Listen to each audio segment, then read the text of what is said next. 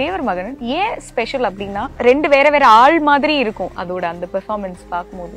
முதல்ல வந்து எவ்வளவு கியூட்டா இருக்காங்க அப்படி அந்த ஒரு பப்ளியா ஒரு பக்கம், இன்னொரு பக்கம் வந்து என்னடா அது இந்த பொண்ணுக்கு இப்படி நடந்துருச்சே அப்படின்ற ஒரு ஒரு விஷயம் இருக்கும். எஸ்பெஷலி அந்த அந்த ரூம்ல வந்து நீங்க ஒன் லாஸ்ட் டைம் சக்தியை பார்த்துட்டு நீங்க கிளம்ப போறீங்க, அந்த சீன் வந்து எத்தனை தடவை பார்த்தாலும் ஏதாவது ஒரு புது நுவான்ஸ் எங்களால வந்து ஓ பாரு இந்த தடவை இது பண்ணிருக்காங்க அப்படின்ற ஒரு இது இருந்தது.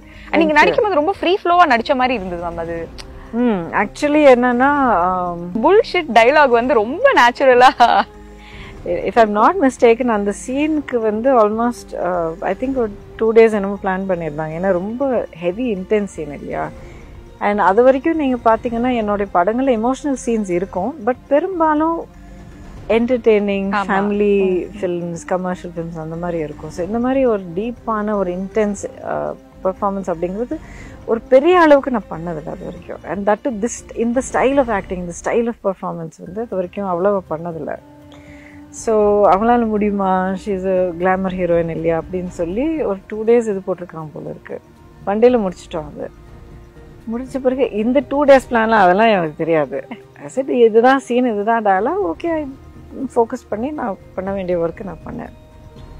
அண்ட் ஐ வாஸ் ரியலி நல்லா வந்திருக்கு. இன்றைக்கும் அந்த அவ்வளோ ரெசனேட் பண்ணதுன்னா I am really grateful.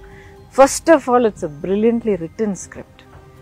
The writing, the character development, the story lines, screenplay எல்லாமே இட்ஸ் பிரில்லியன்ட்லி தான். No two ways about that. So அப்படிப்பட்ட ஒரு ரைட்டிங்கில் தான் எந்த பெர்ஃபார்மன்ஸுமே ஆரம்பிக்குது. அந்த ரைட்டிங் இல்லைன்னா நம்ம ரொம்ப ஒரு ஒரு பயங்கர டேலண்ட் அண்ட் ஒரு கமாண்ட் அண்ட் கெப்பாசிட்டி இருந்தால் ஆன் த செட் க்ரியேட் பண்ணலாம். சில சீனியர் ஆர்டிஸ்டில் நீங்கள் பார்த்தீங்கன்னா ஒன்றுமே இருக்காது. ஒரு பீஸ் ஆஃப் பேப்பரில் நீங்கள் வந்தீங்க, பேசுனீங்க, போனீங்க அப்படின்னு எழுதி கொடுப்பாங்க. அதிலிருந்து அவங்களே சீனை க்ரியேட் பண்ணுவாங்க. பட் அவ்வளோ அனுபவம், அவ்வளோ ஒரு ஒரு நாலேஜ் அதெல்லாம் இருக்கணும், டேலண்ட்லாம் இருக்கணும். பட் பேசிக்லி அந்த writing has to be there. So it's a very well written script. So அந்த ஒரு பேசிஸோட அந்த செட்டில் இருக்கிற எல்லாமே இட் இஸ் கேட் டுவர்ட்ஸ் எந்த ஆர்டிஸ்டாக இருந்தாலும் அந்த ஆர்டிஸ்ட்லேருந்து அந்த கேரக்டருக்கு அந்த சீனுக்கு என்ன வேணுமோ அது எப்படி நம்ம வெளில கொண்டு வரணும் அப்படிங்கிறதுக்கு எல்லாமே அதுக்கு தான் டியூனாக இருந்தது. So yeah it was personally professionally எனக்கு நான் கடந்து வந்த இன்னொரு மைல் ஸ்டோன். குரு சிஷ்யன் எனக்கு தமிழில் ஃபஸ்ட்டு படம். அதுக்கு முன்னாடி தெலுங்கில் ஒரு படம் பண்ணிவிட்டு 2வது படம் ஜஸ்ட் பண்ணிட்டு இருந்தேன்.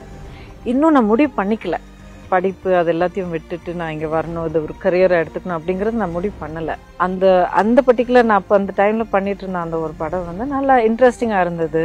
இன்னும் அந்த தெரிஞ்சவங்களுடைய ப்ரொடக்ஷன் அந்த மாதிரி இருந்ததுனால கம்ஃபர்ட் லெவலில் இருந்ததுனால பண்ணேன். குரு சிஷ்யன் வாய்ப்பு கிடச்சது. ஐ set okay I will do. இப்போ எனக்கு எப்படி நான் இண்டஸ்ட்ரிக்கு வரும்போது நான் விரும்பி, அதாவது தேடி ஆசைப்பட்டு அது ஒரு பேஷனட்டாக ஒரு வெறித்தனமான அது தேடி நான் வரல இல்லையா. ஸோ யார் என்ன அப்படிங்கிறது ஒரு பெரிய அளவுக்கு எனக்கு தெரியல. இவங்க நல்ல பிரபலமானவங்க அப்படிங்களா, ஓகே. ஏன்னா வருஷத்துக்கு மிஞ்சி போனால் ஒரு படம் 2 படம் தான் பார்ப்பேன். அது என்னுடைய ஹொரைசன்லேயே இல்லை. Cinema was not on my horizon at all. But Guru Sishyan set first day கால் எடுத்து வச்சதுலேருந்து லாஸ்ட் டே வரைக்கும் எனக்கு கிடைச்ச அந்த கேர், அந்த ஒரு கம்ஃபர்ட் அவ்வளோ அவ்வளோ பத்திரமா, அவ்வளோ ப்ரொடெக்டிவாக, அவ்வளோ அன்பாக, பாசமாக எல்லாரும் நடந்துட்டாங்க என்கிட்ட.